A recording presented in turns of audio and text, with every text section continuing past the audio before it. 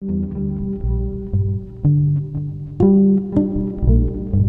conversación en este foro, en esta charla, se enmarca en un tema que en la primera versión de la Semana Crítica nos interesó explorar y abordar, y que tiene que ver quizá con una temática que no siempre o no, últimamente no se la relaciona tanto con el ejercicio de la crítica, ¿no? Y se trata de los sistemas generativos de inteligencia artificial. En concreto, la masificación que han tenido herramientas como ChatGPT. ChatGPT o ChatGPT se puso en línea en noviembre del año 2022. A fin de mes se está cumpliendo 2 años de su puesta en línea y de su circulación. Y cuando recién comenzábamos a hablar de la Semana Crítica como proyecto, en el marco del FIBA, de hecho, del 2023, hicimos una mesa en que hablamos de crítica y sistemas generativos de inteligencia artificial, cuando en ese momento era un juguete, ¿no? Era un juego, ¿no? de cómo generar texto. Desde entonces hasta ahora la conversación ha ido modificándose, ¿verdad? Se ha especulado bastante sobre el alcance y el impacto que tienen los sistemas generativos de inteligencia artificial en distintos ámbitos, particularmente en el caso del ejercicio de la crítica. Sin duda que como sistemas de lenguaje o sistemas automáticos de generación de lenguaje tienen mucho que impactar o mucha incidencia, ¿no?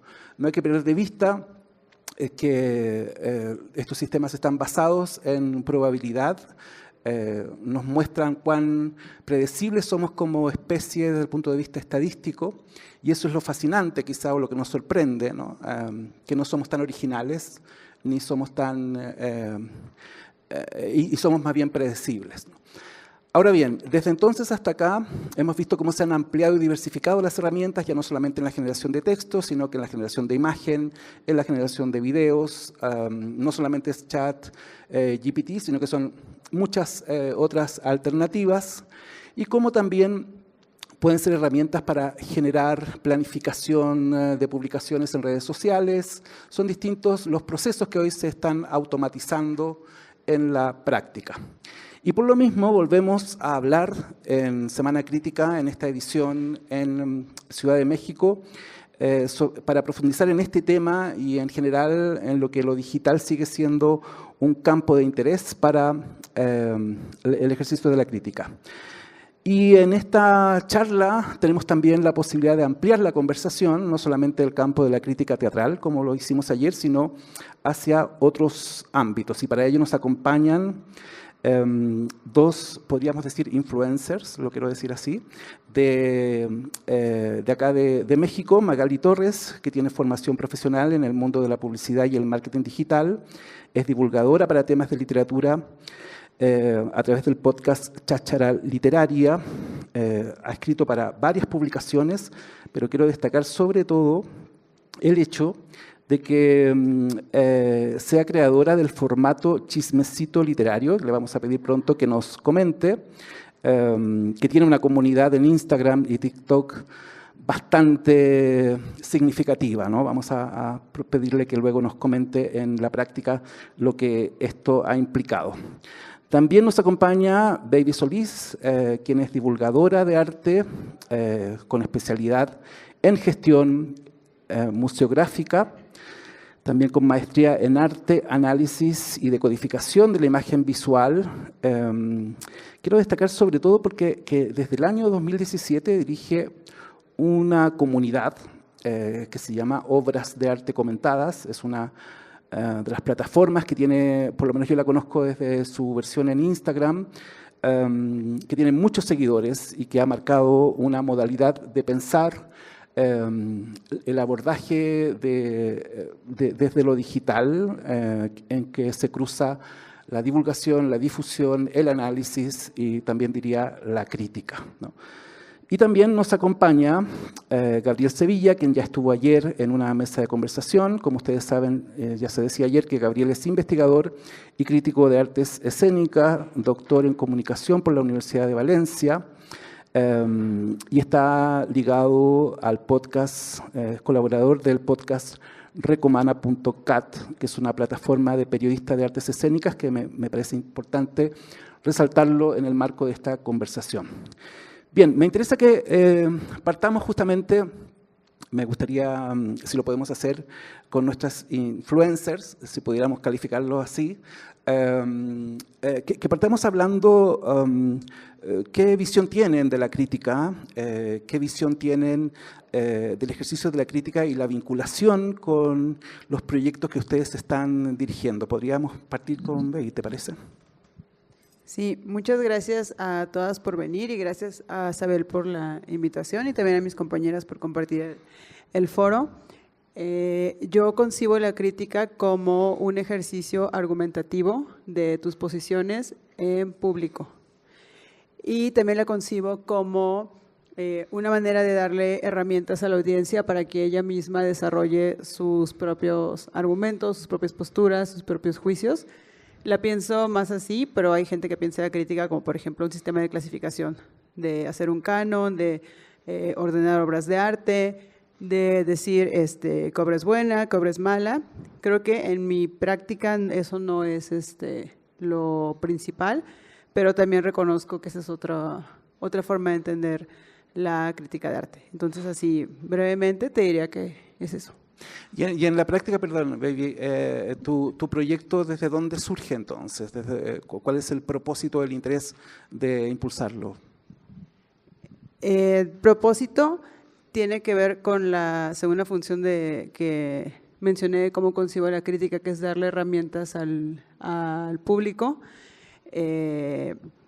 Yo comencé mi proyecto en 2017 y cuando empecé era muy común que la gente rechazara el arte contemporáneo. No digo que ahorita no, pero en ese entonces era un discurso muy popular que decía que todo el arte contemporáneo era basura. Entonces sí recuerdo mucho que mis primeros, pues mis primeras argumentaciones en público iban mucho en ese sentido de por qué yo pensaba que no era basura y qué cosas puede ver la audiencia en obras que parecen absolutamente, pues, chistosas o insignificantes o que están hechas con material tal cual de desecho, descartable. Entonces, en mi práctica comenzó así la crítica, en el sentido de darle herramientas a las personas para aproximarse a las obras y después ya vino la otra parte que decía de defender argumentos en público. Perfecto. Magali, ¿nos podrías contar tu experiencia y tu visión, primero que todo, respecto de la crítica o el ejercicio de la crítica? Antes que nada, muchas gracias. Qué fascinación estar aquí y poder hablar de esto y tener diferentes puntos de vista. Un poco como Baby estoy de acuerdo y quiero hacer un apartado desde mi experiencia en cuestión literatura, crítica literaria que se dan adentro de las redes sociales. Algo que me fascina y que siempre voy a estar encantada por ese lado es se democratizaron los libros, se democratizó la crítica, se democratizó quién puede decir cuál es un buen libro y cuál es un mal libro, ¿no? Hablando entre comillas, el mal libro. Hoy todos tenemos acceso a una plataforma desde donde podemos hablar, decir, me gustó este libro, no me gustó, y poner argumentaciones. Probablemente algunos tendremos argumentaciones mucho más básicas, algunos tendrán otra formación que les pueda dar argumentos como mucho más académicos, como mucho más sólidos. Pero antes, pues solamente nos dejábamos llevar por la crítica académica, ¿no? Y eso era algo que relegaba un montón de autores o a un montón de obras o un montón de opiniones. Entonces, les voy a poner un ejemplo. Antes, pues los críticos literarios eran señores blancos privilegiados que solamente salían en espacios de radio y televisión, Multivisión, Jacobo Saludowski, ¿no? Y que iban y hablaban de sus cuates, porque es la verdad. Llevaban el libro de Mario Vargas Llosa. Dios mío, llevamos 40 años escuchando hablar de Mario Vargas Llosa cuando hay 50 novedades, ¿no? ¿Por qué seguimos hablando del mismo señor? No tengo nada en contra de Mario, lo quiero mucho, pero es eso, ¿no? Estos críticos literarios nos marcaban el camino de qué es un buen libro, qué era lo que teníamos que hacer. A partir de las redes sociales, hoy hay un mundo, hay un océano de posibilidades y sobre todo hay un montón de gente que se dedica a hablar específicamente de libros de terror, libros de arte, libros de biografías, libros de historia, libros de ficción, libros de poema. Entonces me parece que hay una diversificación enorme, que eso para toda la comunidad lectora, no lectora, es fabuloso. Si tú quieres solamente enterarte de libros de terror, pones hashtag libros de terror y ahí está. Hay un tipo que es especialista hablando de libros de terror y te va a dar a lo mejor un autor que en tu vida habías escuchado y puede que lo descubras y puede que sea el mejor libro de tu vida, ¿no? Cosa que no pasaba antes de la crítica literaria, antes de redes sociales, eso es lo que quiero decir. Entonces, a mí me parece fabuloso, uno, que le quitamos el poder a los críticos literarios del canon, ¿no? Y de la academia, y pues ahora llegamos todos los demás a poner nuestra opinión, no decir que está bien o mal, simplemente decir, esto es lo que me gusta, y de ahí empieza a partir y a hacer otro tipo de contenido alrededor de los libros, ¿no? Pero ahora se democratizó y hay mucha gente a la que no le parece.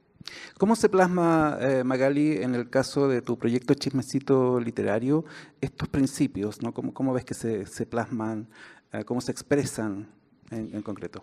Justo, yo no estudié letras, lamentablemente o afortunadamente, no sé, no estudié letras, ni filosofía, ni nada. Entonces, todo lo que yo hago alrededor de los libros es únicamente porque me gustan, porque me apasionan, porque me gusta leer, me gusta compartir.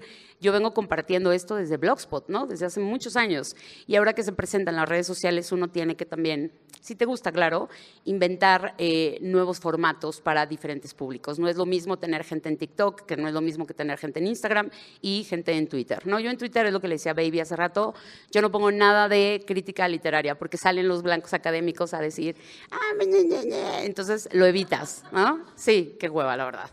Y pelearte con un señor de la UNAM, qué hueva, qué hueva, qué hueva. Entonces, te vas a Instagram y ahí hay, sí, también, por supuesto, hay una diversidad de opiniones, que eso también es increíble. Tú vas y pones algo y te pueden llegar a decir, no, con argumentos también, ¿no? Me gusta este libro, pero no te has fijado en este, pero no, entre toda la comunidad empieza a haber una conversación, que eso es lo más interesante que puede suceder en la cultura, tanto en pintura como en arte, como en música, como en libros, que el pueblo, o sea, nosotros, podamos argumentar acerca de una obra y no solamente el crítico literario, el señor académico, me parece fabuloso. Y a partir de ahí, como yo no tengo un conocimiento académico per se, creo que hubo mucha gente que se relacionó conmigo de decir, solamente estás hablando desde lo que sabes, desde tu emoción por leer un libro o desde tu no emoción por leer un libro con argumentos, y creo que desde ahí la gente dice, creo que mejor lo sigo a ella o creo que mejor le hago caso a ella que al señor de la UNAM, ¿no? Que nada más recomienda libros, ¿no? Entonces, igual y nosotros leemos otro tipo de libros, sobre todo hoy ha estado muy interesante como el resurgimiento de las mujeres escritoras, ¿no? Gracias a nosotros, o sea, gracias a nosotros, lectores, hoy estamos haciendo que vuelvan a publicar a Guadalupe Dueñas, estamos haciendo que vuelvan a publicar a Pitamor, ¿no? Y eso es algo que decimos, lo estamos haciendo nosotros, no lo hizo ninguna editorial, no lo hizo ningún académico, lo hicimos nosotros, los lectores, los bookstagrammers, los tiktokers, que estamos todo el tiempo hablando de estas mujeres que quedaron relegadas de la historia por muchos años y que hoy estamos decidiendo leerlas a ellas, dándoles voz, y que de pronto las editoriales también, un poco agarradas del tren, dicen, pues ahora vamos a publicar a estas mujeres y no los van a comprar. Entonces yo desde ahí lo agarro. Y creo que más bien viene desde mi no experiencia académica, sino desde solamente mi crear comunidad alrededor de los libros, y el chismecito es eso un poco, ¿no? Es contar qué hay atrás de un libro, cómo lo escribieron, quién lo escribió, quién era el autor, y creo que si partimos de ese contexto también nos interesa, o a partir de ahí te puede interesar la obra, ¿no? Perfecto. Bueno, para quienes estuvieron en la sesión de ayer de Semana Crítica, indudablemente aquí hay una relación de lo que hablábamos ayer sobre quizá ya la superación, quiero ser optimista, no estoy tan seguro, la superación del crítico juez o del crítico que dictamina lo que es o no es, y tanto lo que plantea Magali como lo que plantea Baby, estamos viendo en otros campos cómo se da esa conversación, y creo que a propósito de lo que era la presentación anterior de Natalia, también aparece la subjetividad, ¿no? Validada como un punto de vista más allá de la legitimación que puede dar la academia. Pero quiero ir con Gabriel en un contexto como el de Cataluña, ¿no? Donde el ejercicio de la crítica me parece que también amerita contextualizarlo. Ustedes participan junto a un grupo de otros críticos, realizan un podcast, ¿no? Y según lo conocimos el año pasado, ese podcast surge también de esa necesidad de posicionarse o explorar otros formatos, formatos que son alternativos quizá a la práctica habitual de la crítica. ¿Cómo han ido enfrentando, cómo han ido desarrollando justamente ese podcast? Cuéntanos desde allí para luego profundizar quizá en tu visión sobre estas alternativas que tiene la crítica de expandirse mediante otras plataformas. Sí. Bueno, en primer lugar, como no influencer entre influencers, tengo que decir que estoy encantado porque no es la compañía más habitual para mí. Y además, como representante de esa crítica académica, tengo que decir que lo agradezco. No, al contrario, lo agradezco porque históricamente, lo que ha ocurrido es que desde, grosso modo, el canon occidental, Harold Bloom, los años 90, una buena parte de la academia, que queríamos ser como más disidentes de ese canon, criticábamos mucho la crítica de Harold Bloom, criticábamos mucho ese canon, que efectivamente es masculino, europeo, blanco, etcétera, etcétera, pero no hacíamos mucho al respecto. Es decir, lo criticábamos, hacíamos sesudos artículos académicos sobre eso, pero yo creo que la crítica más fuerte es proponer una alternativa de facto, una práctica, y yo ahí estoy totalmente de acuerdo en que la emergencia de las redes sociales ha permitido eso, ha permitido esa guerra de guerrillas de muchas cuentas que van opinando sobre literatura, no necesariamente sobre el canon, ni siquiera necesariamente en contra del canon. Hay veces que simplemente es otra vía que es tanto más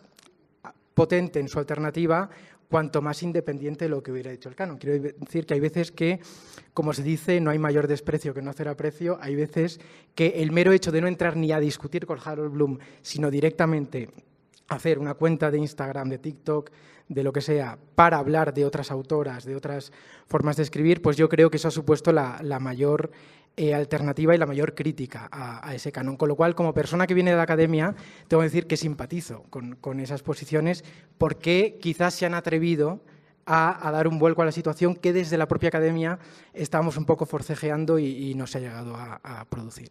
Bueno, dicho eso, respecto al título de la mesa, yo agradezco mucho el título de Umberto Eco, ¿no?, de Apocalípticos Integrados. Yo tengo que decir que estoy más en el lado integrado que apocalíptico, ¿no? O sea, ante la tecnofobia y la tecnolatría, pasando por lo tecnopesimista, tecnoescéptico y tecnooptimista, yo estoy más en lo escéptico y lo optimista, ¿no? Yo estoy un poco más en esa parte un poquito más integrada. Y respondiendo a la pregunta respecto a los nuevos formatos digitales y respecto al podcast, en Recomana, que es la plataforma de crítica de artes escénicas en Cataluña, donde yo colaboro. Recomana es recomienda en catalán, lo digo porque os hagáis una idea de que es tan básico como eso. La idea es la prescripción cultural y teatral.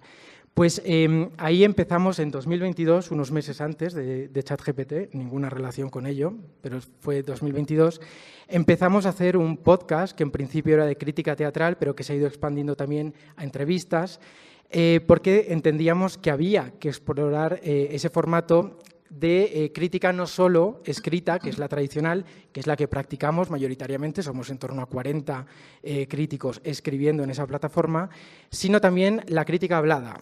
Y además la crítica hablada en un formato conversacional, porque rompen esos dos puntos, ¿no? O sea, deja de ser escritura y deja de ser monólogo. Estás hablando y estás discutiendo con otros y eso da una posibilidad de debate y da una frescura en el tratamiento que yo creo que es la línea que tendríamos que explorar sin por ello abandonar la crítica escrita. Entonces, te puedo decir de memoria, porque no tengo las estadísticas aquí, que con todo y con eso el podcast tiene menos visitas que las críticas escritas. Yo creo que eso tiene que ver también con quizá un público que es más tradicional en sus gustos o que quizá no hemos sabido visibilizar o conectarlo bastante con el público que quisiera seguir el podcast, ¿no? Pero, con lo cual está en un proceso emergente. Pero vamos, en lo que se refiere a las plataformas digitales, porque para mí la inteligencia artificial es toda otra discusión, yo ni siquiera hablaría ya de la crítica frente a las plataformas digitales. Yo hablaría de la crítica en las plataformas digitales, la crítica dentro de las plataformas digitales. O sea, creo que el frente a es una preposición que quizá era correcta o era razonable hace 10 años, yo creo que ahora estamos dentro de eso y, de hecho, incluso los medios que siguen publicando crítica en papel la publican también en formatos digitales, no viceversa. Los que publican en digital dan por abandonado el papel. Con lo cual, yo creo que ese es el campo en el que estamos. Insisto, formatos digitales, la inteligencia artificial creo que es otra discusión. Y el podcast o la videoreseña, es decir, las reseñas orales, yo creo que son una vía por explorar, y el formato conversacional.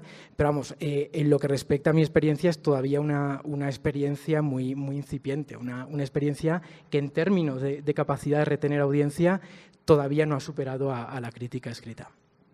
Perfecto. Bueno, tú ya mencionabas esta quizá dicotomía o esta suerte de discusión entre pensamiento crítico y crítica y las modalidades y posibilidades que ofrece la inteligencia artificial generativa. Y quisiera profundizar en este último punto, ¿no? ¿Cuánta utilidad o qué uso se está dando particularmente a las herramientas, quiero enfatizar, generativas de inteligencia artificial? Porque tenemos que admitir que evidentemente la inteligencia artificial ha estado de manera silenciosa, siempre hace mucho rato acompañándonos a través de los algoritmos de recomendación, ¿verdad? Y cuando un influencer, un crítico, indaga en las posibilidades que ofrecen las redes sociales, necesariamente tiene que entrar a lidiar con ese ecosistema de algoritmos de recomendación. Pero lo que ha venido a instalar esta nueva oleada de herramientas generativas es la posibilidad quizá de ganar tiempo o utilizarlas como herramientas. Baby, me gustaría que nos comentaras cómo trabajas tú en la práctica, ¿no? ¿Estás usando algún tipo de aplicación o de herramienta de lo que llamamos inteligencias generativas? ¿Son de utilidad para ti? ¿Cuánto inciden? ¿Cómo las empleas? Cuéntanos. Sí, sí utilizo bastante, sobre todo ChatGPT. Creo que las personas que nunca hemos tenido acceso a una correctora de estilo, básicamente ChatGPT se convierte en eso, una correctora de estilo. A mí me pasó mucho con compañeros más grandes que como piensan que mi práctica no es escrita o piensan que, o como le escribo a un público, le hablo a un público más en general, como que creen que no está tan pulido el lenguaje. Y un amigo me decía, bueno, revisa los textos de ellos sin editora, sin correctora de estilo, es lo mismo. Y pues sí, para mí ChatGPT ha significado eso, la oportunidad de tener una correctora de estilo. Lo utilizo sobre todo para eso, para que revise eso. Le pido para mis guiones, que eso también es algo interesante, porque ahorita Gabriel estaba hablando de la crítica oral y también pues Magali de nuestra práctica es en video, pero al menos la mía tiene una parte escritural muy fuerte, que es hacer guiones. Me imagino que Magali también hará guiones, ¿no? ¿No? Soy más así. Así. No hago guiones. Retomando esa parte, hay ChatGPT. A ver, hay un libro muy bueno que es de Benjamin Labatut que se llama Maniac. Si no lo han leído, se los recomiendo. Donde está hablando justamente de la primera computadora accesible para los humanos hace muchos años. Y el que la inventa dice, nunca vamos a poder detener el progreso, ¿no? Y estoy completamente de acuerdo. La gente que se enoja con ChatGPT, que porque lo usas, no, más bien que nos enseñan a usarlo de manera correcta. No vamos a poder detener esta maquinaria, no es imposible. Más bien nos vamos a tener que adaptar a. En el mundo literario, a comparación, no sé, en el arte, creo que puede ser un poco más factible que se note, pero en el mundo literario ha sucedido que la gente está usando ChatGPT para escribir libros de manera veloz y publicarlos en Amazon. Está utilizando ChatGPT para hacer imágenes en inteligencia artificial y acaban de funarse a Planeta, ¿no? Una de las editoriales que tiene dinero para poder contratar a alguien está haciendo, me parece que el libro era de Sor Juana y venía como era una novela ficción histórica y hacen una portada de Sor Juana en inteligencia artificial. Entonces ahí es donde dices, no, o sea, tú no, ¿no? Igual y el chavito que está autopublicándose en Amazon, por supuesto que lo puede hacer, tiene todo el derecho a hacerlo, porque no tiene dinero para pagarle a un diseñador, no tiene dinero, lo que decía Baby, para poder hacer una corrección de estilo, no lo tiene, pero quiere publicar su libro en Amazon. El problema es que estas grandes plataformas como Amazon no están poniendo tampoco ninguna restricción, y desde ahí también tendríamos que empezar. Los premios, este año acaba de ganar el Akutugawa, una chica que ella lo dice, yo escribí el 5% con inteligencia artificial, ¿no? El de mi libro. Ella está escribiendo ciencia ficción y en algún momento explica cómo se detiene ella y dice, estoy atorada en un capítulo, no sé cómo avanzar. Pues imagínense, no sé, le preguntas a ChatGPT, ¿cómo sería el mundo si el alien le hiciera el amor a una mesa? Y entonces ChatGPT te va a soltar ideas. Y a lo mejor ella necesita solamente esa idea para volver a desarrollar su capítulo, ¿no? No sé qué tantas restricciones se puedan poner, no sé si de aquí en adelante abramos la conversación tendría que haber premios solamente escritos con inteligencia artificial, pues ¿por qué no? O especializarse en contenidos generados con sistemas de inteligencia artificial, que esa es una rama de la literatura, un género en sí mismo, ¿no? ¿Y qué va a pasar con las plataformas, no? ¿Qué pasa con Amazon, con estas que no tienen ningún filtro? Tú puedes publicar lo que se te dé la gana. El año pasado, cuando sucedieron los incendios de Hawái, ¿se acuerdan estos devastadores? No tenía ni 48 horas cuando ya había un libro arriba de los incendios de Hawái. Y era como, ¿en qué momento? ChatGPT, ¿no? Pum, se sube el libro y costaba $30. O sea, una barbaridad también. Y no era el único, y así van saliendo. Lo de Valencia acaba de volver a suceder, volvieron a subir un libro en ChatGPT, ¿no? No sé qué opinan. Especular sí.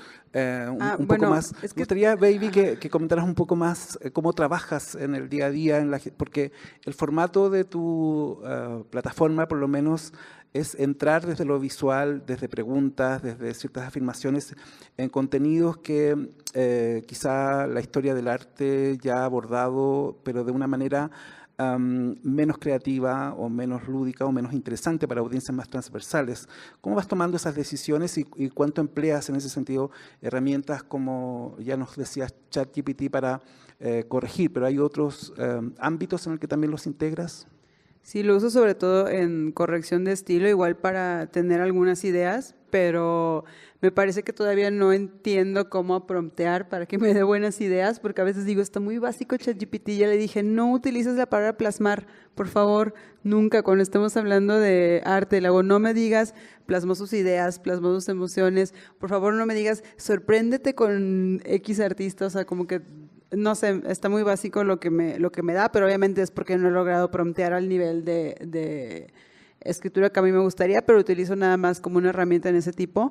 Pero el otro día ChatGPT me hizo el cumplido que absolutamente nadie me había hecho y me dio para arriba enormemente. Lo cual es difícil para una persona que por lo general siempre está feliz, o sea, y ChatGPT lo logró todavía más. Y le dije, revísame el tono, porque lo que cuido mucho es el tono, porque como tengo una audiencia, pues lo peor que puedes hacer a una audiencia es hablarle como si estuviera tonta. Y a veces, pues sí me desesperan un poquito. Y le digo, a ver, no quiero que esté muy, muy confrontativo el tono, a ver, corrígelo, suavízalo. Y le di mi texto y le dije, a ver, ¿qué opinas de este tono? Y me dice, está escrito con claridad y autoridad. Me encantó, porque autoridad se refería no a autoridad de mando, sino cuando tienes conocimiento de un tema, era autoridad en ese sentido. Y fue como ChatGPT, nadie me había hecho un cumplido tan bello que escribió con autoridad de quien conoce un tema. ¿Y usas una cuenta abierta o cuenta pagada?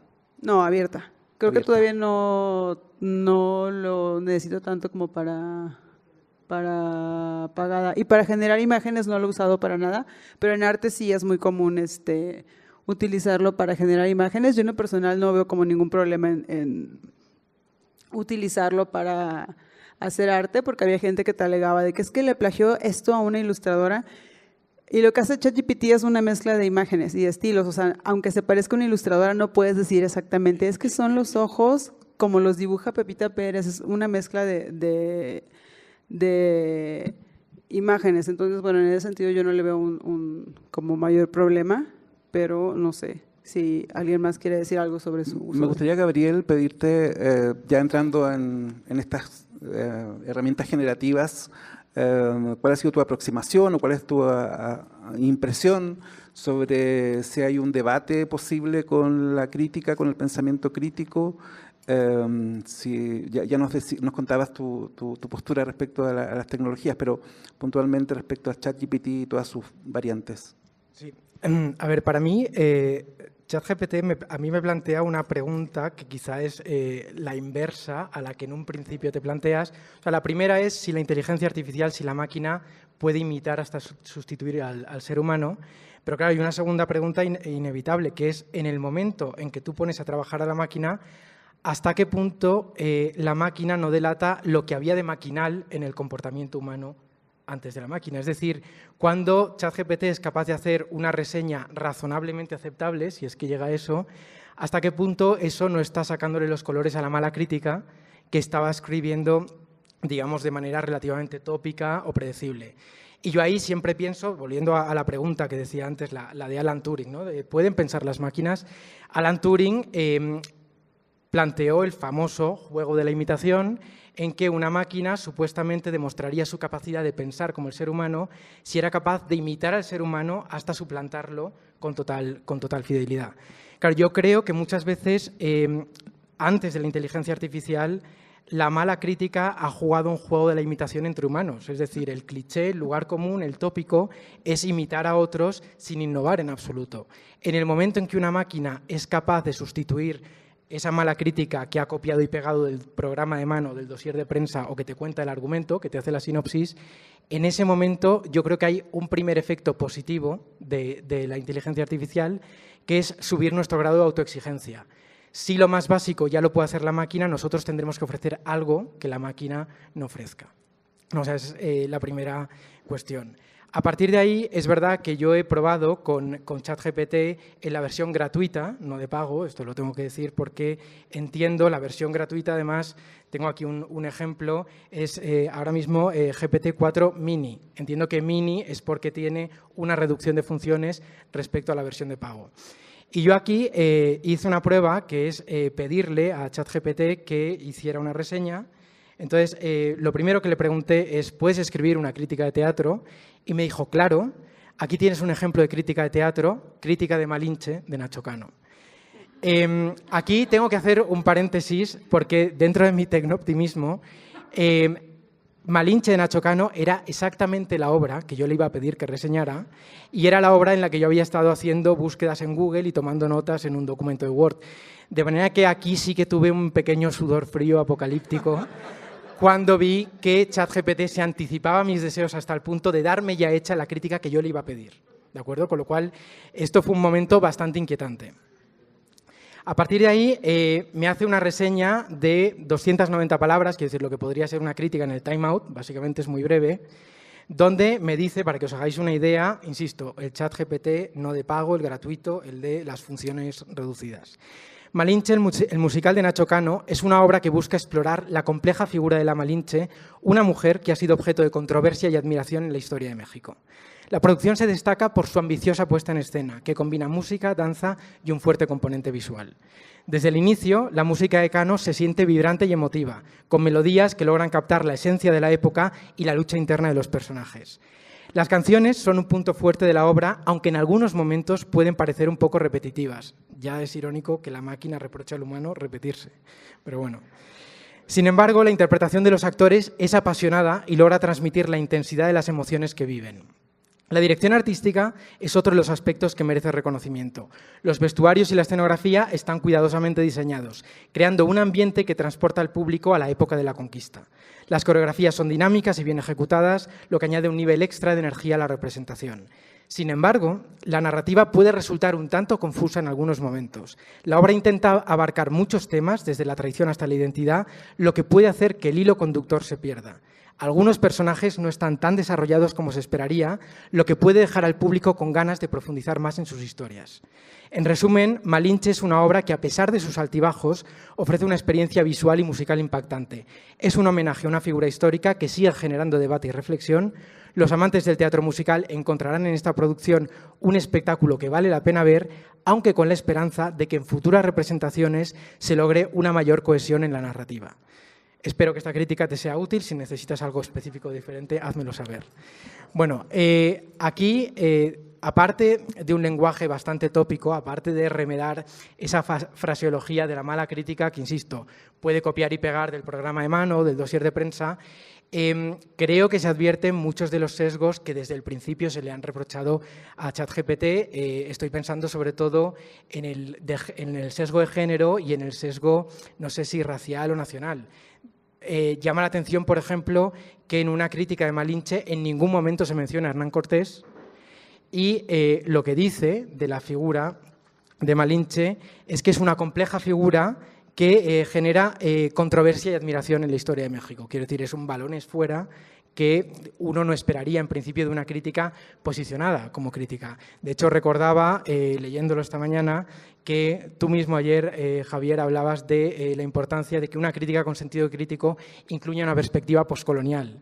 Pues bueno, si aquí hay algo que falta como sentido crítico, desde luego es esa mirada poscolonial que sí que se puede encontrar en otras críticas hechas por seres humanos. Pero la otra pregunta que yo me hacía es ¿de dónde saca ChatGPT esta idea de que las canciones a veces son repetitivas o que la narrativa puede resultar confusa en algunos momentos o que algunos personajes no están tan desarrollados como se esperaría?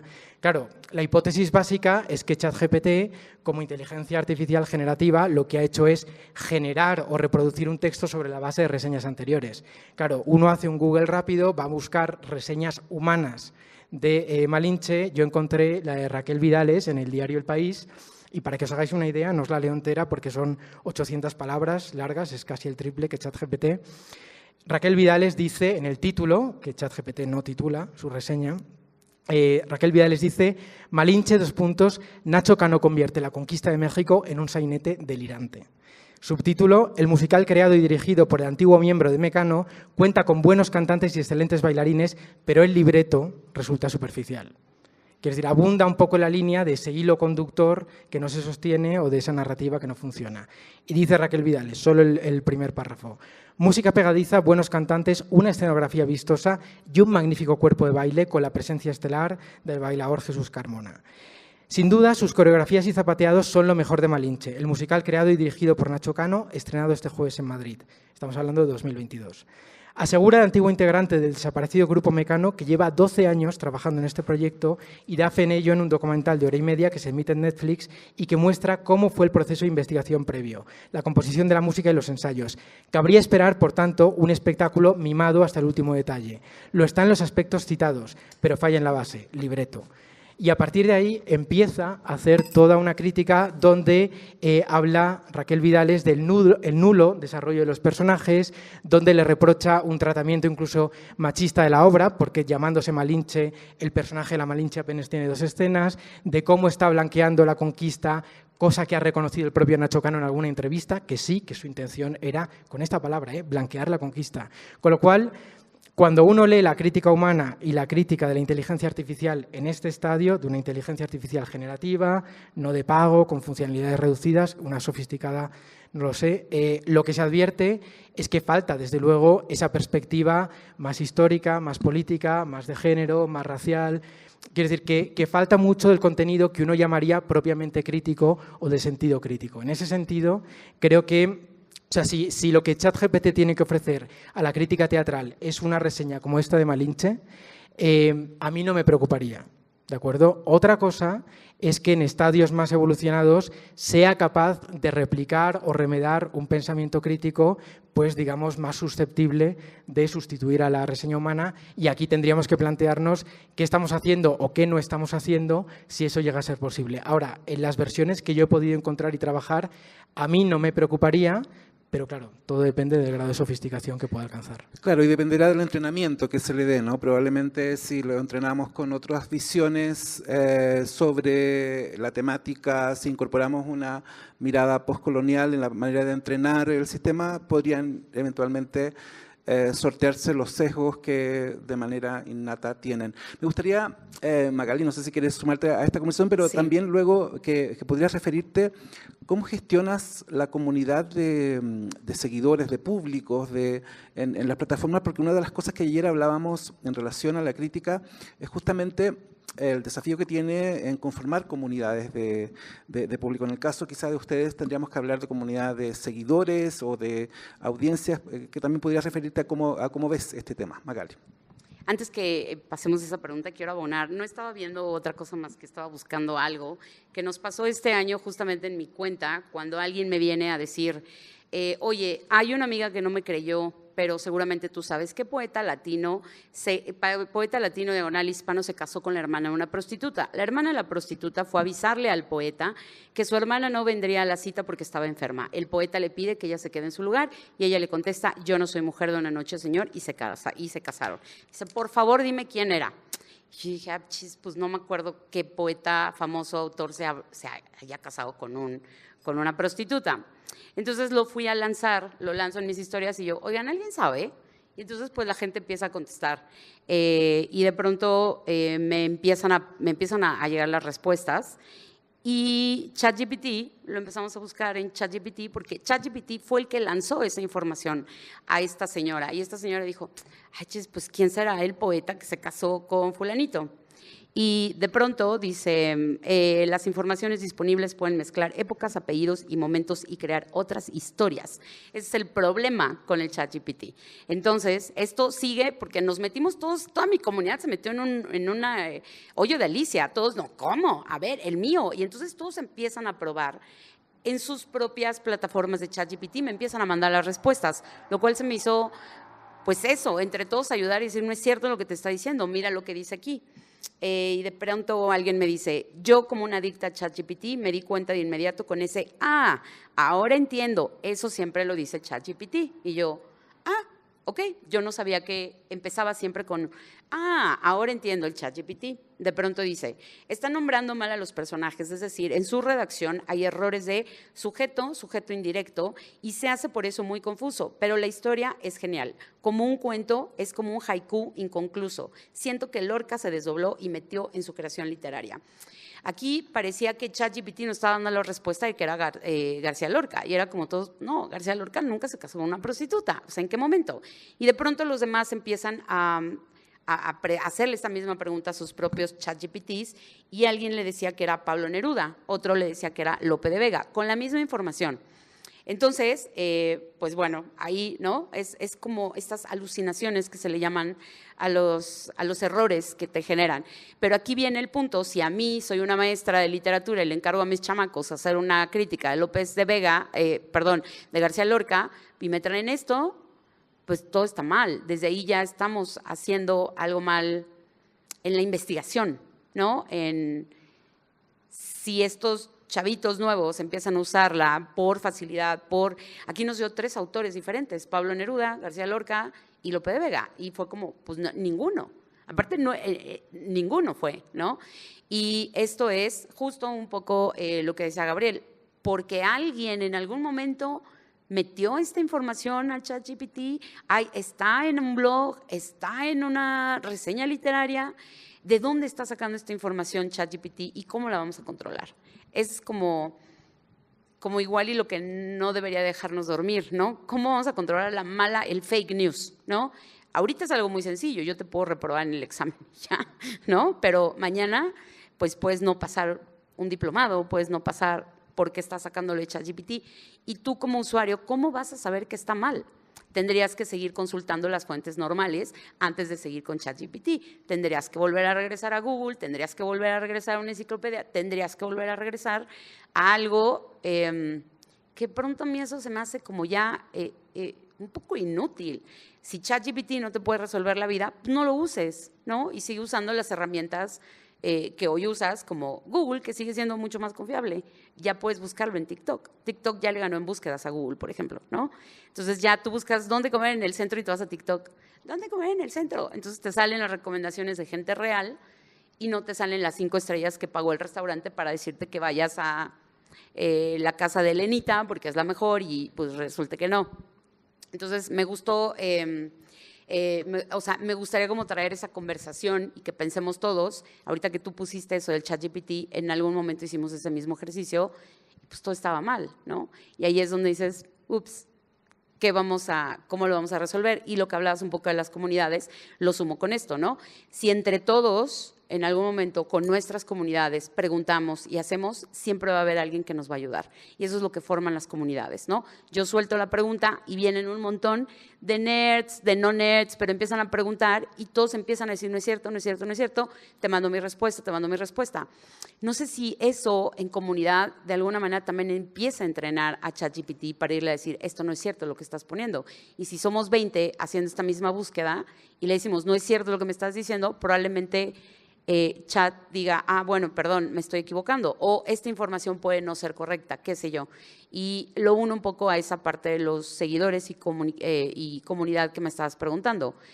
Siempre hay ayuda, ¿no? Siempre se forman como estas comunidades donde todos están dispuestos a ayudar, a rebuscar, a mandarte el texto original, entonces… nada, las comunidades digitales me parecen que son la resistencia y sí, o sea, sin las comunidades pues no avanzaríamos nadie en ningún lado, ¿no? En general. Perfecto. Baby, me gustaría que habláramos también de cómo gestionas tú la comunidad de seguidores. ¿Tienes una estrategia? ¿Cómo estás frecuentemente comunicándote? ¿Cómo las fidelizas? Y si ves en esto algún propósito ligado a lo que hemos hablado sobre la crítica. Primero quiero decir que qué opinión tan positiva tiene Magali de las audiencias, lo de que son la resistencia y que le ayudaron. Creo que yo tengo una experiencia diferente. En mi caso, sí, la audiencia te apoya, pero manejar una audiencia también es complicado.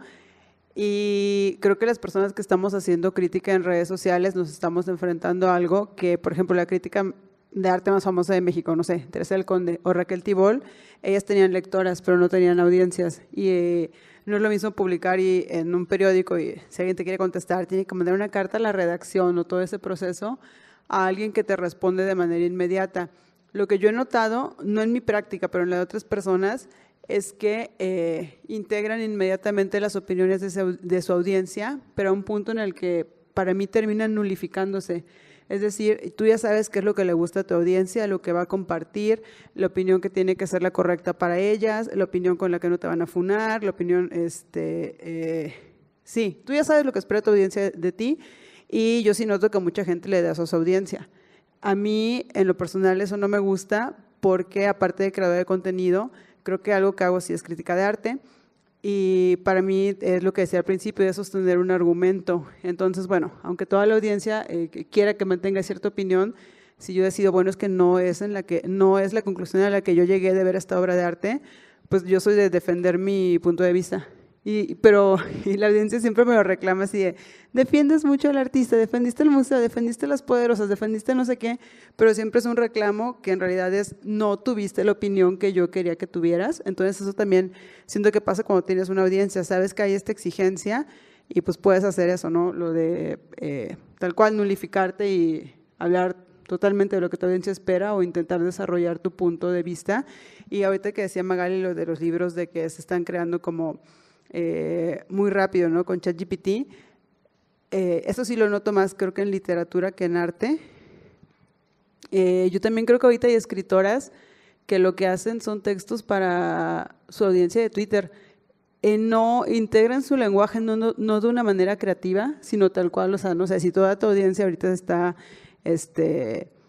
hablando de, no sé, es padrísimo ser de un cerro en Tampico, Tamaulipas, pues empiezas a escribir como si tú fueras de ese cerro en Tampico, Tamaulipas, pero no porque ni tú seas, ni sea algo que a ti te interesa argumentar, sino bueno, es que es lo que mi audiencia espera, entonces voy a adoptar como que este lenguaje de una persona de un cerro en Tampico, Tamaulipas, yo soy de Tampico, por eso pongo Tampico de ejemplo, entonces sí, siento que incluso sin ChatGPT, vinculando a ChatGPT y lo de audiencias, sí se está creando arte, o al menos escritura, que ya está muy, muy permeada por lo que espera la audiencia y siento que no siempre es algo positivo porque no puedes desarrollar tú tus propios puntos, entonces pues para mí a veces sí es difícil como constantemente saber que decepcionas a alguien porque incluso te lo dicen como me decepcionó tu postura en ese tema y es como, bueno, y aún así tengo que tenerla, ¿sabes? No la puedo cambiar porque a ti no te pareció. Creo que a grandes rasgos pienso eso de manejo de audiencias y opinión. Perfecto.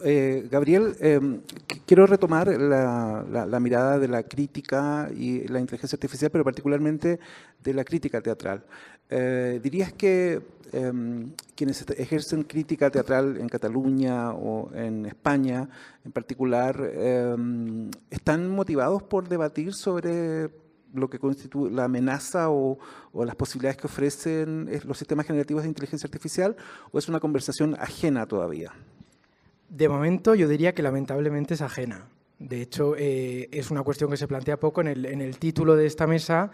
La parte que se refiere a plataformas digitales sí que está muy trabajada, sí que está muy hablada y muy discutida. Es verdad que, digamos, yo colaboro en una plataforma, en Recomana, que nació en 2013 en plena crisis económica, con lo cual nació en las plataformas digitales básicamente porque no le quedaba otra. Es decir, cuando estás en la crisis o en uno de los momentos más duros de la crisis del papel, te vas a lo digital por una pura cuestión de abaratamiento de costes y a partir de ahí críticos de todas las edades se vuelven nativos digitales, pero como quien comulga con ruedas de molino. Quiero decir, porque no tienes más opción que esa, lo que yo creo que es una buena opción, ¿no? Con lo cual ese lado de la discusión de las plataformas digitales está felizmente asumido. Ahora, lo que se refiere a la inteligencia artificial generativa, eso para mí sí que es una conversación, una discusión pendiente. Y yo tengo esa sensación pues, de elefante en la habitación, de que no estamos mirando hacia eso, quizá porque nuestro entorno tampoco se ha planteado. Es decir, sí que se ha planteado el caso de algún artista de teatro que incluso ha reconocido públicamente, llegó a escribir un texto en el diario El País sobre cómo había obtenido una beca para un proyecto teatral, redactando la beca en parte con ChatGPT y planteándose si tenía que volver el dinero. O sea, esta cuestión se planteó y además yo recuerdo leerlo con una sensación entre la honestidad y la provocación, porque dices, bueno, ¿esto hasta qué punto, cuando lo haces y lo cuentas, digamos, cuál es el debate que se genera sobre eso? Y no se acabó generando demasiado debate. Y el único otro punto, un poco más de debate, pero que no atañía directamente a la crítica, sino a la propia creación teatral, era una obra de Agrupación Señor Serrano, Una isla, donde Agrupación Señor Serrano, que es una compañía catalana, generaba toda una obra en diálogo con diferentes inteligencias artificiales.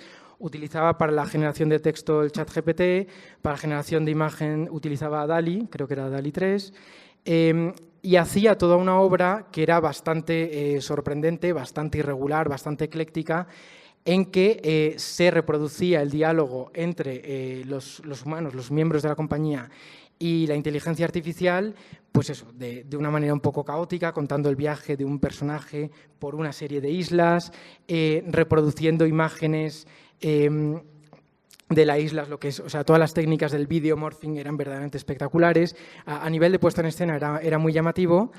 Yo creo que con eso Agrupación Señor Serrano hizo como una especie de test de Turing, es decir, intentó preguntarle a la máquina si podía pensar o no pensar en el sentido de si podía ser una buena herramienta de apoyo para crear teatro. Creo que su respuesta fue más bien negativa, es decir, la obra surgió irregular, las reseñas en general fueron más bien negativas, la mía fue de las más favorables, precisamente porque yo valoraba el experimento, ¿no? Pero en general la recepción no fue muy positiva.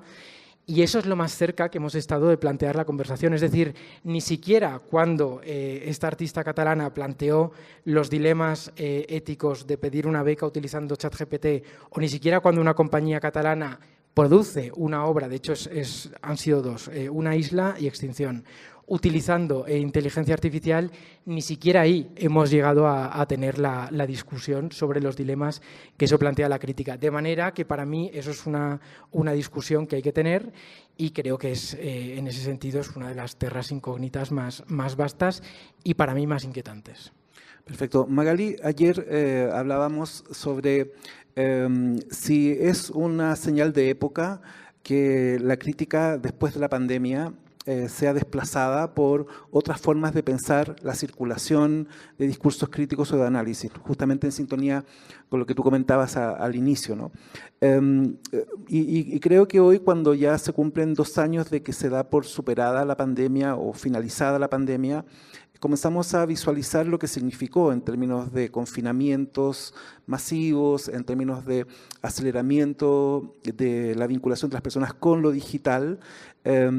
¿Dirías que lo que está ocurriendo con el fenómeno que, por ejemplo, tú coordinas, tu comunidad de seguidores, tiene algo de signo de época?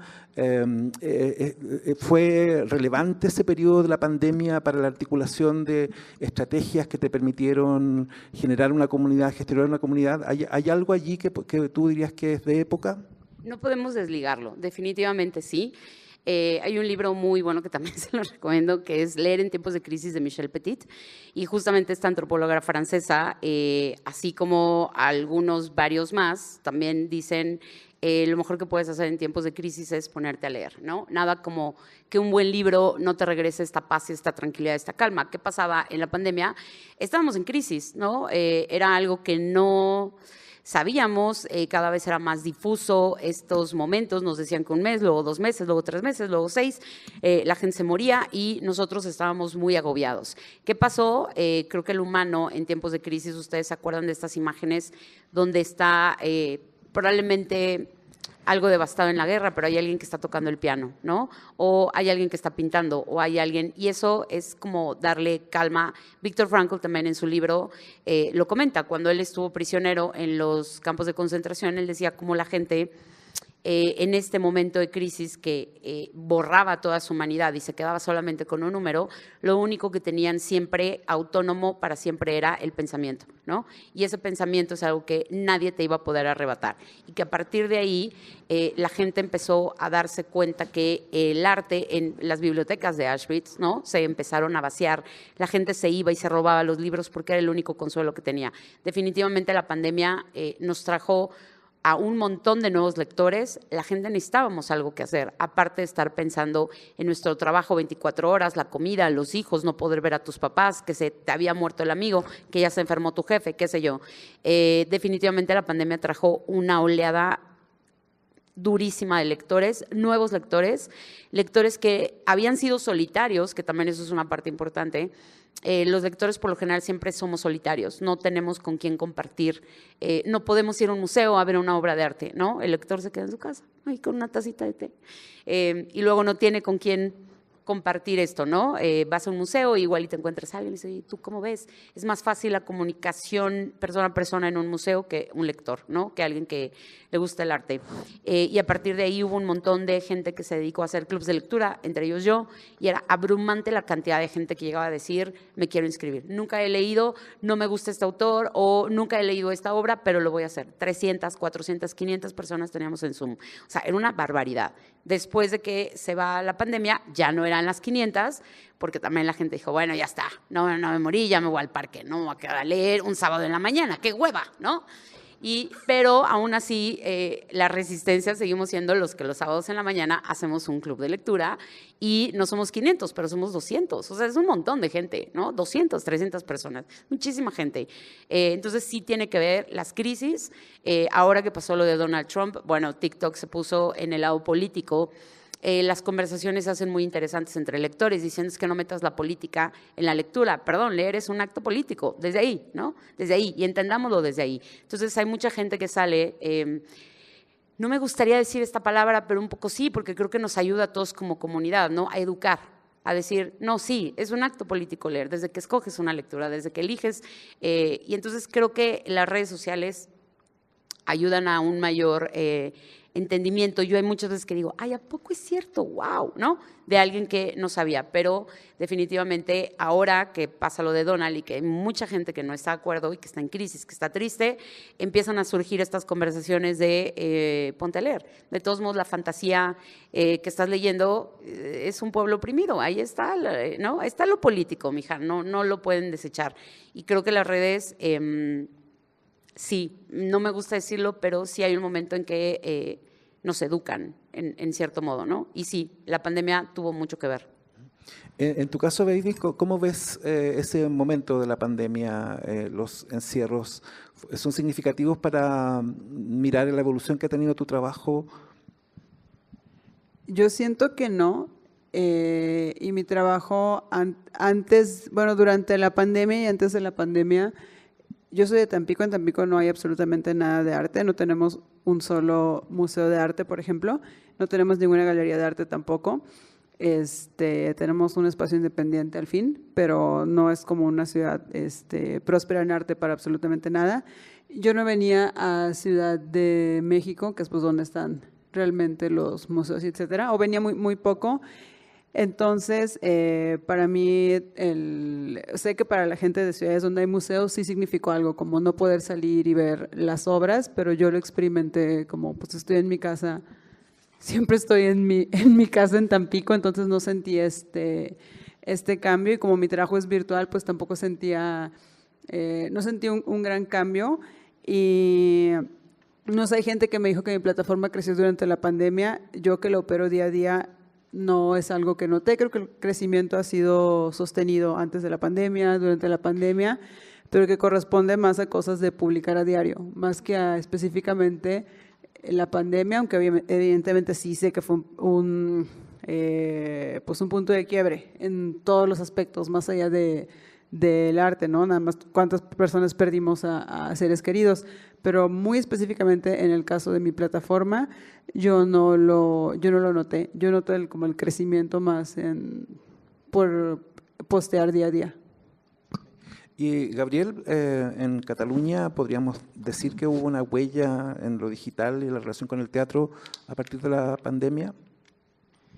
Sí, a ver, yo creo que como en todas partes se dispararon los hábitos de consumo digital, eso es evidente. Creo que también a partir de ahí surgen iniciativas como la del podcast. Lo comentaba antes, eso es una iniciativa de 2022, pero claro, hay que tener en cuenta que la pandemia, por lo menos en España se declara oficialmente el estado de alarma el 14 de marzo de 2020. A partir de ahí, cierre absoluto, casi absoluto de los teatros. Hay un momento pospandémico que abarca 2021, con lo cual verdaderamente el primer año de normalidad pospandémica, en lo que al teatro se refiere, para mí fue 2022. Con lo cual yo sí que veo el surgimiento del podcast como parte de esa sintomatología. Es decir, no creo que fuera un pensamiento tan lineal y tan causa-efecto como decir hemos tenido una pandemia, hemos vivido un auge de los hábitos de consumo digital, ergo vamos a empezar a desarrollar todo esto. Pero creo que sí que estaba un poco en el ambiente y de hecho nosotros empezamos haciendo el podcast, hoy lo hacemos en una radio, quiero decir con todo el estudio profesional, pero empezamos haciéndolo como videollamadas de Zoom. Es decir, se hacían así.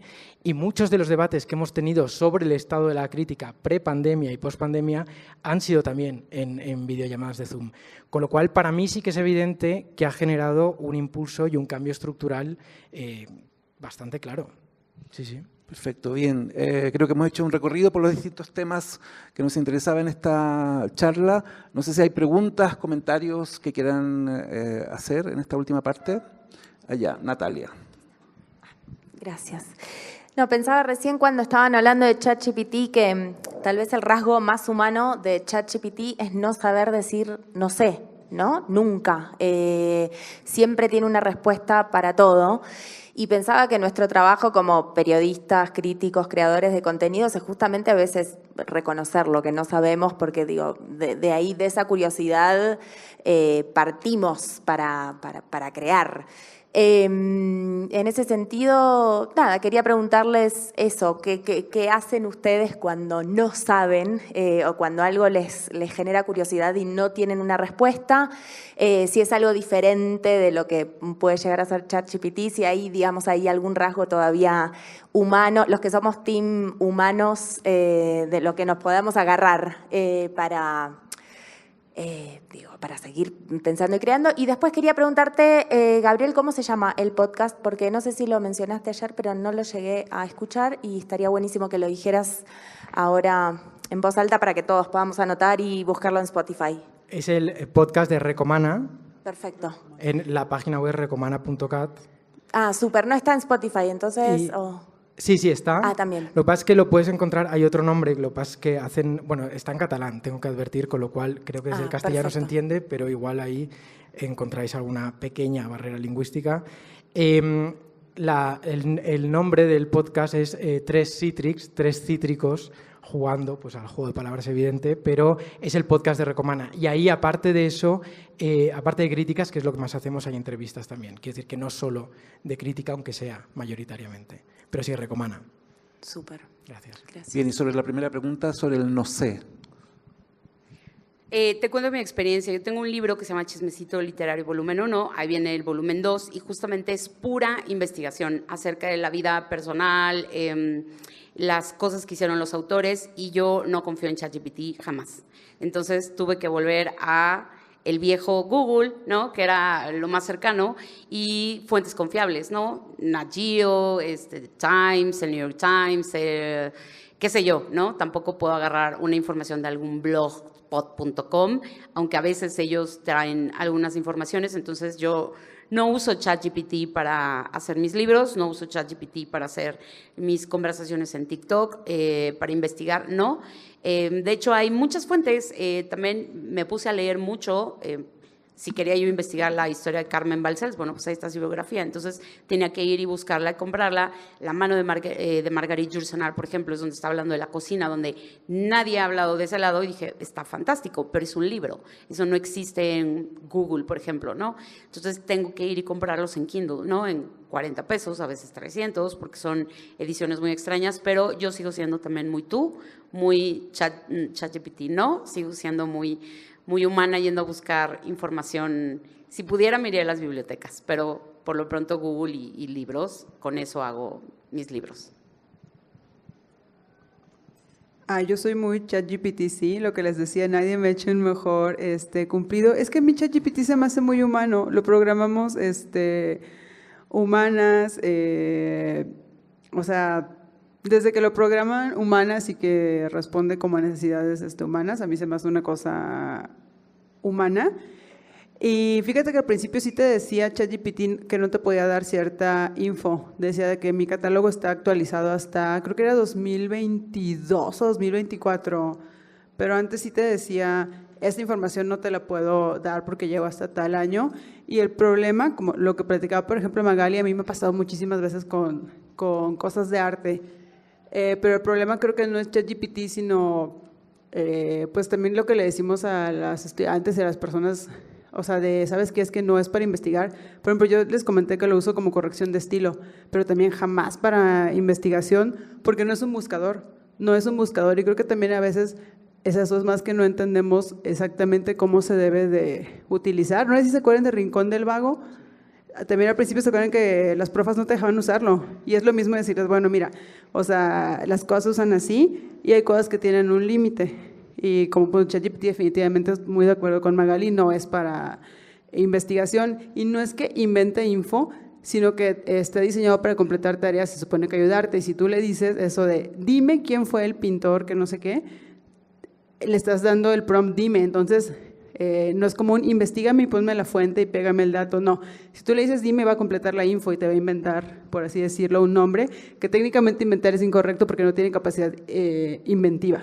O sea, es concatenación de ceros y unos, ¿no? Que para nosotras la leemos como info y pensamos que es inventiva, pero técnicamente son ceros y unos y está programada para ponértelo en tu idioma, pero yo sí 100% ChatGPT. Y lo de qué hago cuando no sé algo, pregunto primero a mis amigas. Creo que tengo amigas extremadamente cultas y les pregunto, y también siento que cuando no me sé explicar y no me pueden dar una respuesta, creo que tengo una muy buena pregunta porque, perdón, tengo buena autoestima. Entonces pienso así como, mira, mi pregunta era tan buena que no la han tenido y por eso no me la pueden responder. Pero sí que siempre hago eso, cuando no sé algo le pregunto a alguna amiga muy culta y me puede referir a algo, y si no me refiere a algo digo, wow, mi súper pregunta que no me supieron decir. Yo quería añadir una cosa respecto a lo que hago yo mismo. Yo estoy más en la línea de Magali en cuanto a la búsqueda. Yo voy antes a Google que a ChatGPT, pero no comparto tanto tu confianza en Google. Es decir, yo creo que ChatGPT lo que está haciendo es potenciar cuantitativamente sesgos o problemas que vienen ya no solo de Google o del Internet 1.0, sino incluso del mundo del papel. Quiero decir, grandes noticias falsas, grandes bulos, grandes errores que se han repetido editorialmente porque la imprenta ya reproducía en serie. Eso viene de antes y eso es humano. Quiero decir que yo creo que ChatGPT quizá en esas alucinaciones que le llaman, que ya la neolengua es llamativa porque llamar alucinación a la mentira es curioso como elección terminológica, pero creo que ChatGPT multiplica por mucho problemas que también se encuentran en Google. Quiero decir, en Google puedes encontrar absolutas barbaridades, con lo cual yo soy más de Google y de vieja escuela, lo reconozco, también voy a mirar la hemeroteca, pero yo creo que al final ahí la salvación son las técnicas de toda la vida, que es verificar fuentes, contrastar fuentes, es mirar más de una fuente. Y eso, sea Wikipedia, sea ChatGPT o sea lo que sea un libro que se publicó antes de Internet, siempre, siempre, siempre contrastar fuentes. Quizá haya que precisar, como contexto, es que la batalla de hoy entre las grandes corporaciones ya no es que la gente use o no use un sistema generativo de inteligencia artificial, sino lo que está lidiando hoy la empresa que está detrás de ChatGPT con Google y con Meta es quien sustituye la dinámica de los buscadores, ¿no? Y si uno usa Pilot o usa la inteligencia artificial de Google, se da cuenta que ofrece servicios de fuentes que ChatGPT no tiene, pero al mismo tiempo el ChatGPT está desarrollando un buscador que se propone sustituir a Google. Entonces, como usuarios, estamos justamente en esta conversación y probablemente en un par de seminarios más, si es que se siguen reflexionando, la pregunta será cómo marca a dos generaciones el uso de buscadores tradicionales y el uso automático de sistemas de inteligencia artificial. Creo que por allí hay un problema que no estamos viendo porque siempre estamos fuera de la opacidad de estas grandes corporaciones, ¿no? Creo que también ayuda a pensarlo. ¿Hay alguna otra pregunta, comentario acá? Bueno, muy interesantes las aportaciones, pero sí quisiera añadir, más que una pregunta, un comentario. Yo soy fotógrafo de hace muchos años del arte escénico. Soy editor de video, fotografía, diseño y además utilizo muchas plataformas en ese sentido. Me llama la atención que esta plática de inteligencia artificial de alguna manera se haya sostenido a través del ChatGPT, cuando el ChatGPT, créanme que ya es lo más anticuado que hay. O sea, la inteligencia artificial ha avanzado de una manera impresionante que no tienen idea. Y que el ChatGPT es parte del universo de la inteligencia artificial. Hay unas cosas impresionantes, tanto para investigación, como para análisis, como para edición, que de verdad te asustan, ¿no? Entonces, yo más bien pensaría que se puede tomar un sesgo y se puede comentar que se resume la inteligencia artificial o la utilización de la inteligencia artificial a través de la ética. Creo que ahí es donde creo que radica todo. Y no solamente la utilización de la inteligencia artificial. Creo que lo que hagamos en la vida, si pasa por ese filtro de la ética, yo creo que bienvenida a la inteligencia artificial y lo que sea. Es el momento histórico que estamos viviendo. No podemos ir ya marcha atrás. Quien no le entra a la inteligencia artificial, pues yo creo que se va a quedar con muchas dudas, porque es lo que es. Y créanme, hay unas cosas impresionantes y efectivamente, hablando del ChatGPT, está Claude, por ejemplo. Si uno le brinca al de pago, seguramente las respuestas van a tener más, van a estar más de acuerdo al nivel que ustedes manejan y creo que van a darle un poco más de oportunidad a estas plataformas porque efectivamente los servicios gratuitos se quedan muy por debajo de lo que realmente es la inteligencia artificial y créanme, es impresionante todo lo que hay. Gracias. Creo que sí tienes mucha razón en que nos centramos en ChatGPT y que sí no es ni la más novedosa ni la más sofisticada. Yo supongo que es también por el tipo de profesión, porque lo mío quizás sí podría utilizar más cosas, pero creo que para lo que hago, que principalmente que les mencioné que es corrección de estilo de guiones, me ha parecido suficiente. Por ejemplo, no necesitaría hacer un deepfake, no he tenido la necesidad todavía. Entonces, creo que, bueno, al menos hablando por mí, creo que por eso me centré en ChatGPT, que es lo que estoy acostumbrado a usar, pero estoy de acuerdo contigo también de que si brincas a la versión de pago debe ser otra cosa, que hay cosas más sofisticadas. Yo es lo que decía, yo estoy totalmente a favor del uso y del entendimiento de cómo funcionan las inteligencias artificiales para no temerles. Y lo que dices de ética, sí, y creo que también lo más sencillo de metodología de la investigación, lo que decías de contrastar fuentes, lo que te decía, bueno, no lo utilices como buscador ni para que te arroje una respuesta de dime quién es el pintor, porque, o sea, así simple y sencillamente no se abusa y no es que te esté inventando info, tú le estás dando el prompt de tienes que hacer esto, ¿no? Ajá.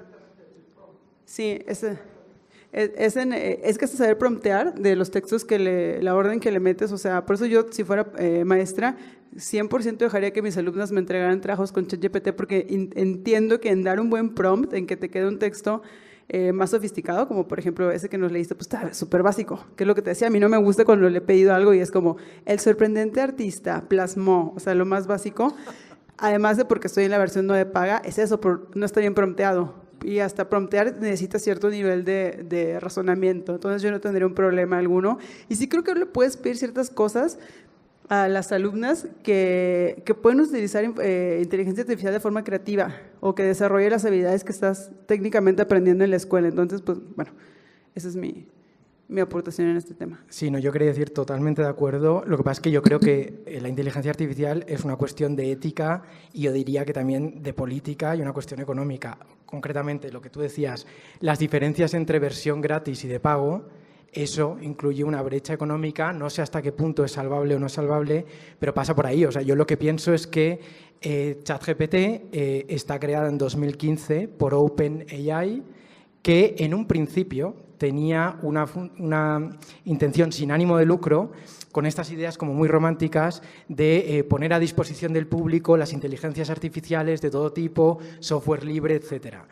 En 2019 eso cambia. En 2019 entra capital de Microsoft y a partir de ahí tienes la versión gratis y la versión de pago. Quiere decir, tienes la versión filantrópica y la lucrativa. Claro, la versión lucrativa te da unas funcionalidades que no te da la versión filantrópica, con lo cual hay una cuestión de ética, pero hay una cuestión que pasa también por temas económicos y yo incluso diría por temas legales, ¿no? Quiero decir, en Italia, por ejemplo, se paró durante un tiempo porque los datos a los que accedía no tenía permiso para acceder a ellos, ¿no?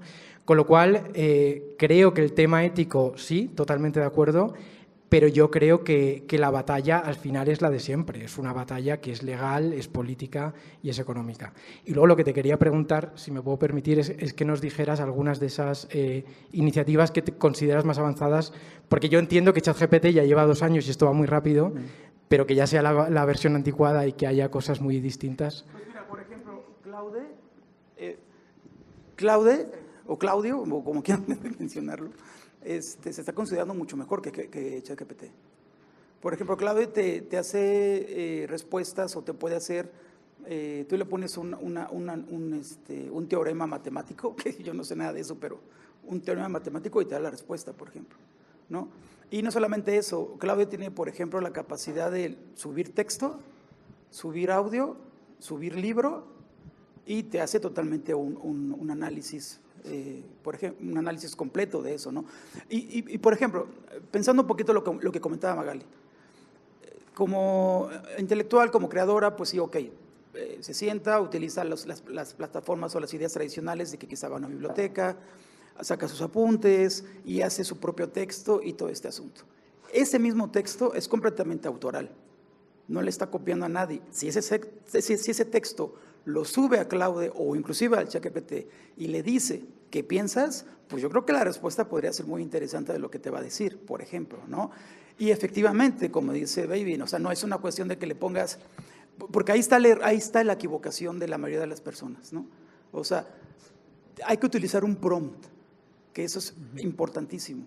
Es un código y aquí también te obliga a saber un poco de ingeniería, de algoritmos, ¿no? De códigos.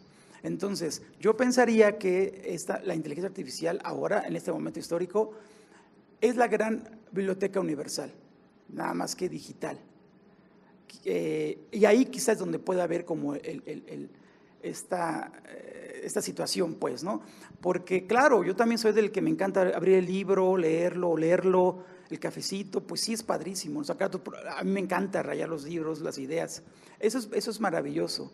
Pero hace un momento Magali comentaba, no tengo tiempo. Pues sí, es que ahora todo es así, no hay tiempo, ¿no? Entonces, si la inteligencia artificial te puede ayudar de alguna manera a reducir un momento crítico de tiempo de tus labores, pues a mí me parece maravilloso. Pero creo que sí hay que saberlo utilizar. Es que justamente voy a eso. ¿Quién te lo va a enseñar? ¿Quién? Sí hay ya… Ajá, pero ¿quién? O sea, a todos en común, para que esto sea una, digamos, democrático, para que todos le podamos entrar y nadie se quede atrás, como ha sucedido con las tecnologías. O sea, hay gente todavía, hay comunidades en Chiapas que no tienen internet, ¿no? O sea, voy a esos extremos. Me refiero a este extremo, totalmente, donde justo en el 2009 empieza ChatGPT, empieza la inteligencia artificial, y hoy te puedo asegurar que el 90% de la población no sabemos cómo poner y cómo preguntarle al chat para que no nos mande una respuesta tan básica y tan burda. Entonces, sí, pero hay que ver un montón de cosas que atraviesan todos esos estudios de quién me va a enseñar, cómo lo vas a enseñar, cómo lo vas a instalar. Y ahorita que decía Baby, es que yo no tendría problema en decirle a mis alumnas que lo usen. ¿Cómo se los vamos a enseñar a los alumnos para que empiecen a plantear desde ahí una gran pregunta? Para que ChatGPT, esa es otra clase, ese es otro maestro, ese es otro tipo de pensamiento, ¿saben? Entonces creo que involucra un montón de patitas.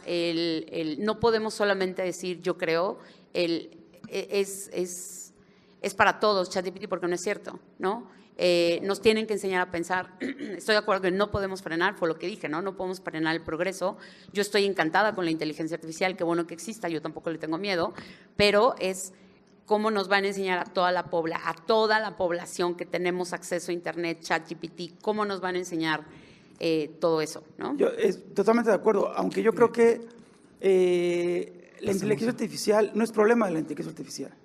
Lo que tú estás mencionando es un problema de políticas públicas. Ah, sí, bueno, ya es un problema estructural, ya es otra cosa. Quiero que pasemos a las dos preguntas que están pendientes porque estamos ya en la hora de cierre.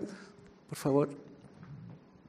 Gracias. Mi pregunta va más hacia las audiencias en general de sus plataformas, de qué tanto las herramientas digitales e incluso la inteligencia artificial ha ayudado a ya sea crecer su audiencia, mantener su audiencia, o sea, nos seguimos leyendo entre nosotros nada más, o realmente ha crecido ya en el presente. O sea, sí, la pandemia creció audiencias en general, pero ya ahorita, en el hoy, ¿qué tanto les ayudan? Si es que les han ayudado, y si no, ¿qué nos faltaría para que estas herramientas crezcan hacia otros públicos que no tienen ni siquiera un acercamiento a la cultura? ¿Te refieres a la inteligencia artificial? ¿Cómo nos En general, herramientas digitales en sus plataformas. Es divertido ver cómo estas empresas grandotas se pelean por las audiencias. Entonces, de pronto hay un momento donde tú como creador tienes dos opciones: o le haces caso a lo que te está pidiendo para que empuje tu contenido y te vean más personas, o sigues siendo fiel al me vale madres, no lo voy a hacer y voy a seguir haciendo lo que yo necesite. Ahorita hay una pelea muy interesante entre Instagram y TikTok, ¿no? Instagram quiere ser TikTok porque le robaron toda la audiencia. TikTok ya se convirtió en el buscador número 1, ya hasta le ganó a Google, ¿no? Entonces ahora Instagram, cuando antes te castigaba tienes que hacer un súper contenido, tienes que hacer un gran contenido, y estaban todos los pendejos haciendo un gran contenido, incluida yo, ¿no? Y tenías 3 pinches likes y decías, puta, no puede ser, perdí 40 minutos. Y hoy Instagram, como se está peleando con TikTok, te está aventando a todo el mundo. Entonces hoy en Instagram estás creciendo de una manera que no crecías todavía a principios de este año. Entonces, ¿qué pasa? Que ya le estás metiendo mucho a Instagram y dices, mira, ya me estás dando algo por todo mi valioso tiempo que te estoy dando. TikTok lo que hacía era que un video viral te podía llevar a tener 500,000 de seguidores en una noche. Y con eso no podía competir Instagram, hasta que dijo, bueno, no puedo contra TikTok, voy a ayudar a mis creadores a impulsarlos. Entonces, que se peleen ellos, mientras a nosotros nos den seguidores, qué bueno que se peleen ellos. Perfecto. Baby, ¿quieres responderle eso? Lo de cómo nos ayuda la inteligencia artificial o herramientas digitales para crecer nuestras audiencias, pues pienso en lo que decía Javier al principio de hemos estado conviviendo con inteligencia artificial desde los algoritmos. Eso sería como mi primera respuesta, pues el propio algoritmo, si tú etiquetas bueno, creo que ya no se usa etiquetar, pero si sigues como la norma que te pida la plataforma para impulsar tu contenido, como decía Magali, pues es una manera. Yo en lo personal, lo único con lo que cuento para crecer mi contenido es para crecer mis audiencias es que mi contenido sea claro y publicar con constancia. De ahí en fuera lo demás, no sé, siento que también cuando trabajas en internet te puedes clavar mucho como con los números y luego eso te termina deprimiendo, entonces he intentado, es que no sé si, bueno, hace años se hablaba eso de las modelos, ¿no? De que se súper deprimían porque tal cual las tienen que medir y pesar todos los días antes de trabajar. Y en redes sociales es lo mismo, te están midiendo y te están pesando todo el tiempo, de cuántos likes y cuánta interacción. Entonces, como para descansar de todo eso, yo ya nada más me enfoco en eso, en publicar seguido y que sea claro el contenido. Entonces, a lo mejor no sean herramientas digitales per se las que utilizo para crecer mi audiencia, pero se me ha hecho más sano y más sostenible hacerlo así. Bien, creo que había una última pregunta, ¿no? Acá adelante. La última. Perdón. Hola, muy buenas tardes. Oigan, me encanta la discusión. Yo soy marquetero profesional y también hago teatro, entonces esta en particular me interesaba mucho porque les quiero compartir desde qué trinchera estamos cuando haces teatro. Yo lo hago por una cuestión personal y cuando trabajas profesionalmente en marketing. Les voy a contar rapidísimo cómo estamos, por lo menos en México. Yo he tenido la oportunidad de trabajar en compañías y en teatro independiente muy chiquito, con un presupuesto muy reducido para poder colocar una obra de una compañía independiente o de la UNAM o del IMBA o qué sé yo. Y en producciones muy grandes, pero donde hay una cantidad de presupuesto, o sea, exorbitante, que no lo puedes dimensionar. Hace poco estuve en una obra muy, muy grande y tuvimos este problema y aterrizo esto en el sentido de cómo estamos posicionando estos productos culturales como el teatro.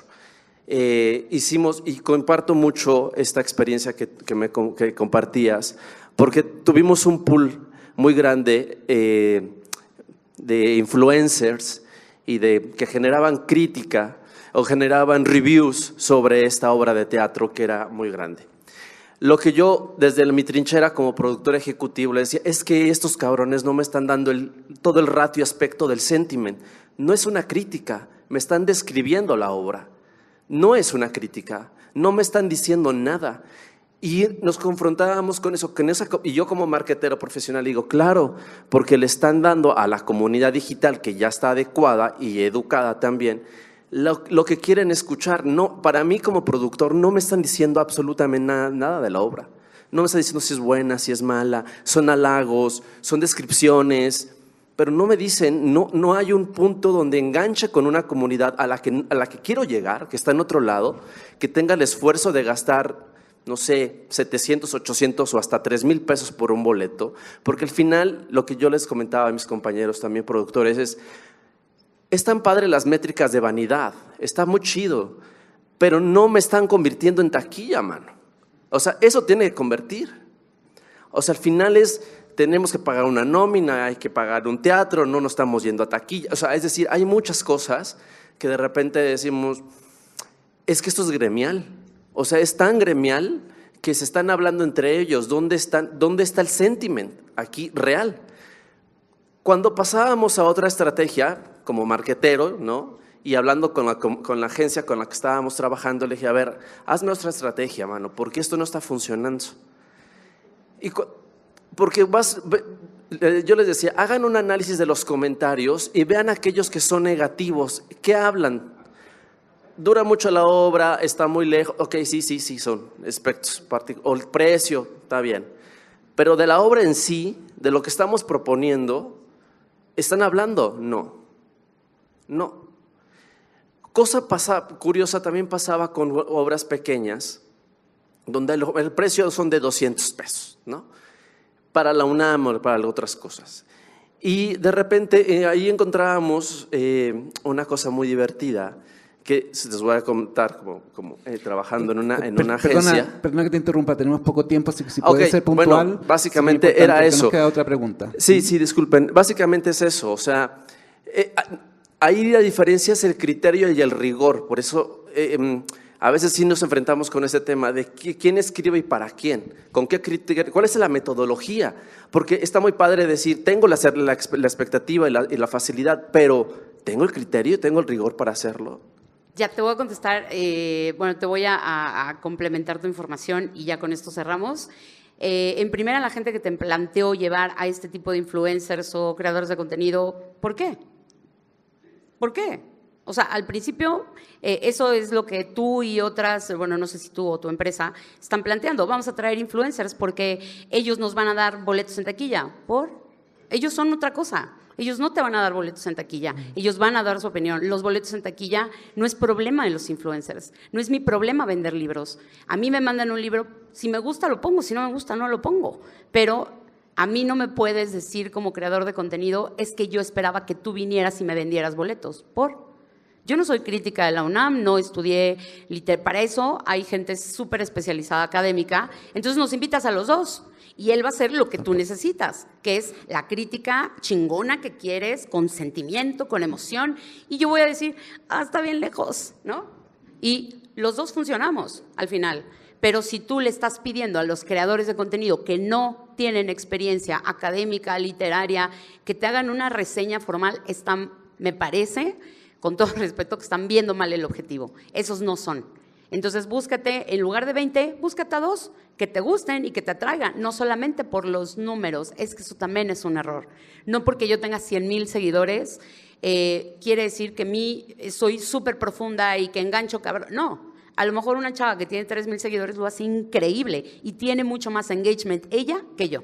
Porque a lo mejor a mí me siguen por payasa, porque enseño a mis perros, porque qué bonitas portadas, pero a esta chava, esos 3,000 seguidores que la siguen, 2,000 la siguen por lo que dice. Entonces, no se fijen en los números, ese es mi consejo. Fíjense en la vibra que les da y digan, esta chava, aunque tenga 3,000 seguidores, lo va a dar. Y llevar influencers a los eventos, sí funciona, para Palacio de Hierro y para eso.